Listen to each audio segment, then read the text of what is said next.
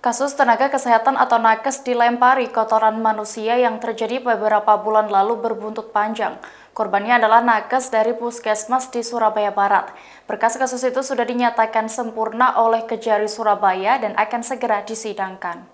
Berkas kasus pelemparan kotoran terhadap petugas medis di Puskesmas daerah Sememi telah dinyatakan sempurna atau P21 oleh Kejari Surabaya dan telah dilimpahkan ke Pengadilan Negeri atau PN Surabaya.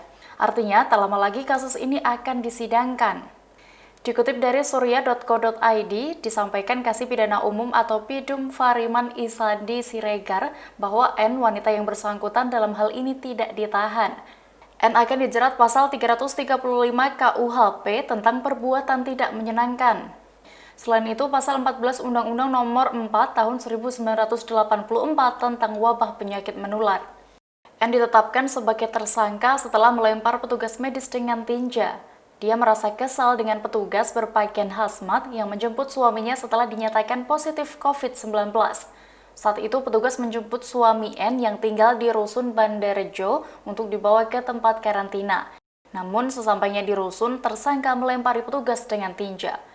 Di hadapan penyidik, N mengaku emosi karena suaminya menderita sakit stroke ditambah lagi tekanan kebutuhan hidup. Kamar milik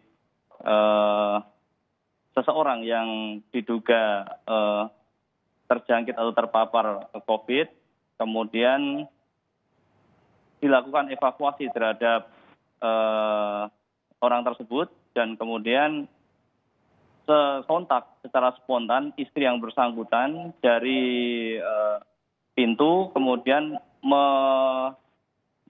mencegah si suami karena spontan kemudian si istri tadi melakukan melumuri petugas medis yang sedang bertugas pada waktu itu dengan kotoran yang diambil dari punyanya suaminya tadi, karena kebetulan suaminya juga menderita stroke. Pasal yang disangkakan? Pasal yang disangkakan ya yang pertama adalah pasal 14 ayat 1 Undang-Undang 4 1984 tentang wabah penyakit menular, yaitu yang barang siapa yang menghalangi dalam penanggulangan penyebaran penyakit menular. Kemudian juga ada pasal 212 KUHP yaitu tentang perlawanan terhadap petugas yang sah. Dan untuk yang disiram kotoran itu petugas medis itu jabatannya sebagai dokter atau apa?